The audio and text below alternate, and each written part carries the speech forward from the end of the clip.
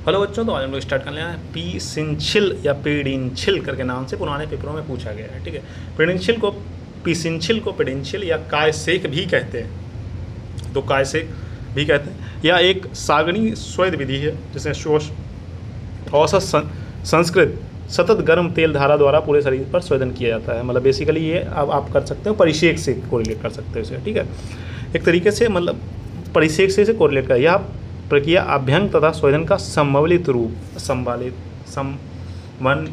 मतलब दोनों का मिश्रण है, एक तरीके से कह सकते हो। ठीक है, रोगानुसार स्नेह चयन, अगर वात डिसऑर्डर है तो महानारायण तेल और धन्वंतरी तेल का इस्तेमाल कर सकते हैं। अगर आपको पित्त डिसऑर्डर है तो चीर वाला चंदन वाला तेल या लक्षादि तेल का इस्तेमाल कर सकते हैं। कफ है तो सहचर आदि तेल का इस्तेमाल कर सकते हैं। ठीक है, ये बेसिकली आप परिषेक स्वेद से कोरिलेट कर सकते हो।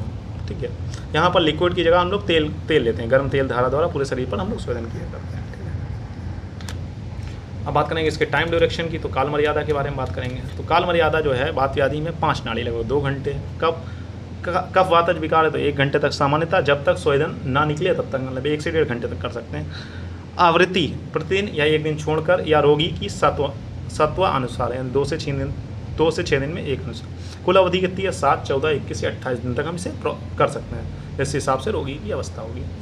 पूर्व क्रम, पहले तो आपको रोगी का परीक्षण करना है, रोगी की योग्यता जांची जाती है, वय बल सात प्रकृति आदि जाते हैं। ठीक है, औषधि योग चयन, दोषानुसार तेल का चयन किया जाता है। मतलब जो दोष हो, जैसे वात दोष है तो उसके अनुसार करेंगे महानारायण तेल, धन्वंतरी तेल। पित्त दोष है तो उसके अनुसार तेल तय करेंगे, जैसे चंदन आदि तेल। कफ है तो सहचन आदि तेल का करेंगे। ठीक है, चिकित्सा सहमति, पहले तो चिकित्सा सहमति लेंगे, उसके बाद उसके वाइटल साइन, ताप हो गया, बीपी हो गया, नाड़ी हो गया, श्वास, टेम्परेचर, बीपी, पल्स और रिस्पायरेशन रेट वगैरह को मॉनिटर करेंगे। ठीक है, रोगी की लिखित सहमति लेगा, रोगी से रिटन कंसर्ट आप ले सकते हैं। ठीक है, लेना ही चाहिए, क्योंकि बाद में अगर कुछ हो गया तो वो आपके ऊपर केस करेगा, तो वो बाद में लीगल के लिए काम आता है, वैसे नॉर्मली नहीं होता है, इसकी जरूरत नहीं पड़ती है। तेल, द्रोणी, रुई, सूती वस्त्र, भगोना, जलपात्र, नेत्र पट्टी, तेल पात्र और गर्म करने की व्यवस्था। ठीक है, परिचारक कम से कम 5 परिचारक 4 स्वेदन हेतु, 1 तेल को पुनः गर्म करने हेतु। ठीक है, प्रधान कर्म में कॉपिन पहनाकर यानी कि लंगोट पहनाकर तेल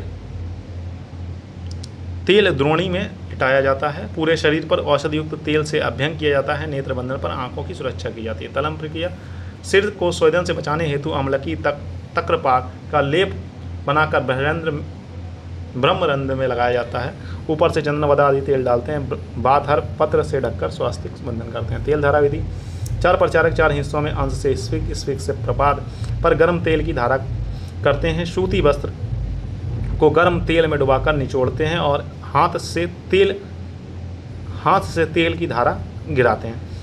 तेल 12 अंगुल यानी 9 इंच ऊंचाई से गिराना चाहिए। गिरा हुआ तेल द्रोणी में एकत्र होकर नीचे के पात्र में इकट्ठा हो जाता है, जिससे गर्म करके पुनः उपयोग किया जा सकता है। समय अवधि जो इसकी है 1 से 1.5 घंटे तक कर सकते हैं। सतत धारा प्लस अभ्यंग करना चाहिए, मतलब आपको साथ में धारा भी करानी है, गिराते जाना है और साथ में अभ्यंग भी करना है। ठीक है, पश्चात कर्म में आप उसे स्नान करने का निर्देश दे सकते हैं रोगी को।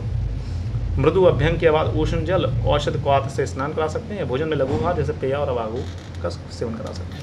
अनुलोमक क्वाथ जैसे गंधर्व अवस्था आदि क्वाथ या शुंठी क्वाथ भी 25 से 50 ml दे सकते हैं। परिहार भी से क्या क्या उसे नहीं करना। चिकित्सा काल में से 2 समय तक दुगने समय तक रोगी को ऊंचे स्वर में नहीं बोलना है, ना अधिक भ्रमण करना है, रात्रि जागरण नहीं करना है, एक आसन पर अधिक देर नहीं बैठना है,